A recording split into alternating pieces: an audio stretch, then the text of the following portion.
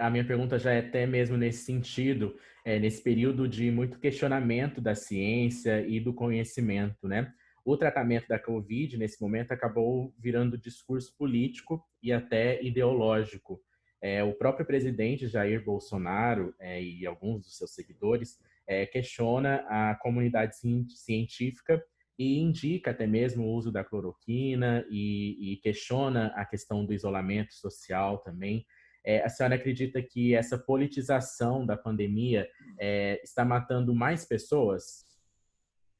Não, isso é certo, porque se nós tivéssemos tido o caminho certo, o rumo certo desde o início, com discussão baseada assim, numa coordenação mais centralizada e assessorada, né, por bons técnicos, bons pesquisadores, nessa área, na epidemiologia, existem excelentes, nós temos excelentes epidemiologistas no Brasil, né, que sabem, inclusive, lidar com as pandemias, com as epidemias que são experimentados, são pesquisadores, né, doutores muito experimentados na área e que contribuiriam muito, né, com o rumo que fosse tomado.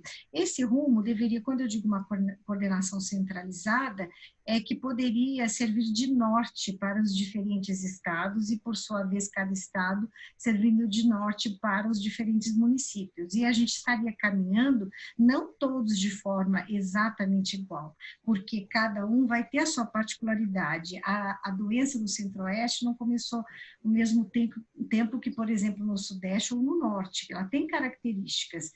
Porém, quando você tem um assessoramento técnico, que aquilo está baseado no que tem de conhecimento e que mostra, nós temos estudos em Mato Grosso, por exemplo, que já faziam a projeção para o que nós temos hoje. A Federal de Mato Grosso tem pesquisadores que trabalharam com projeção baseado no que se observava já em maio, né, em abril, maio, como é que estava subindo a curva. Então, mesmo quando você está ainda numa situação de relativo conforto, porque tem leitos para oferecer, já havia um apontamento de que aquilo que aconteceria, o que nós vemos hoje, que é esse colapso, ausência de leitos e tal.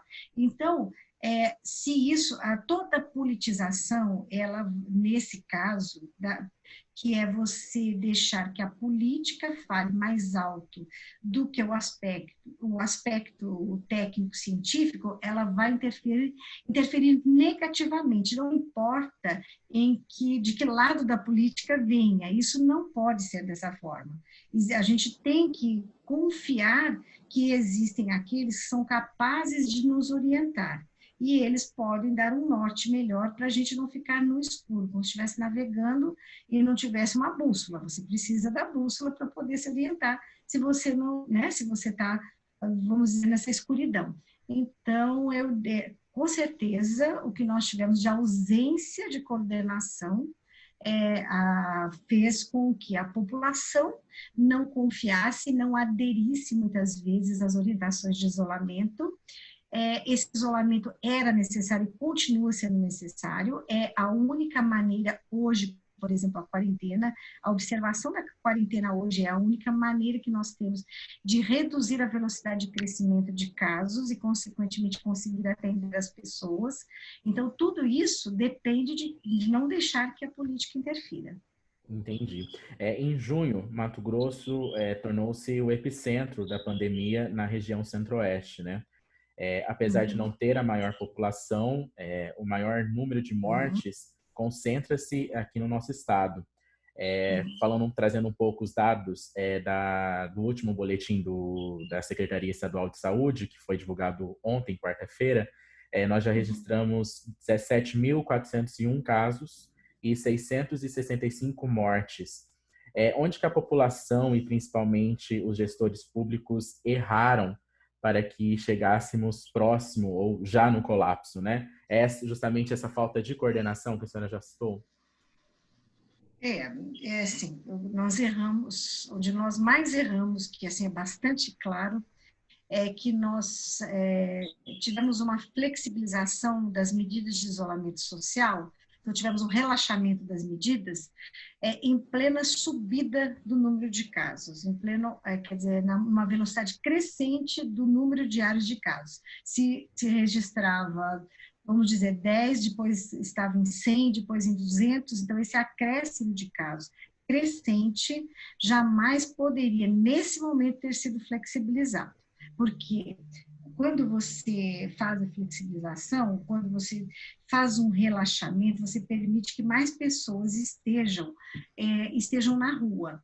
E com isso você aumenta a taxa de reprodução do vírus. Então, se uma pessoa iria infectar mais uma, ela passa a infectar mais 3, porque tem muita gente na rua. Cada um desses vai infectar mais 3. Então, em muito pouco tempo, você tem uma progressão geométrica que faz com que você tenha muitos casos. E isso faz com que esses muitos casos se tornem, mesmo que 90% dos casos vai evoluir bem, você ainda vai ter 10%, que vai ser sempre proporcional. Então, 10% de pessoas que vão precisar de assistência especializada, né? E hospitalização e tal.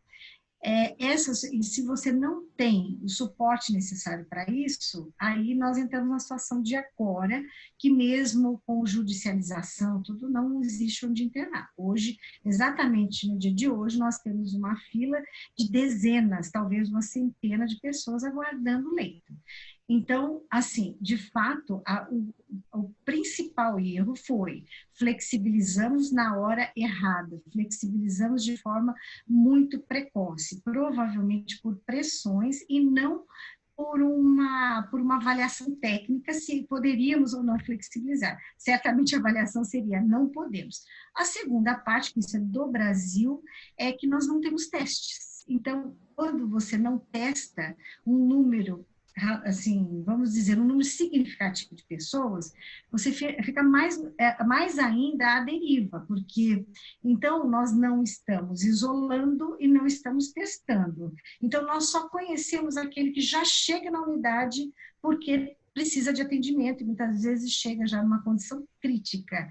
E isso, quer dizer, você está conhecendo só a pontinha lá, o que está para baixo você não conhece. Você não conhece a dimensão e se vê, entre aspas, surpreendido pela situação. Só que não é uma surpresa, porque eu disse, os estudos já apontavam, a projeção é impressionante, quando você faz projeção em maio do que aconteceria até o final de junho, ela bate certinho, é exatamente o que aconteceu. Então já se sabia.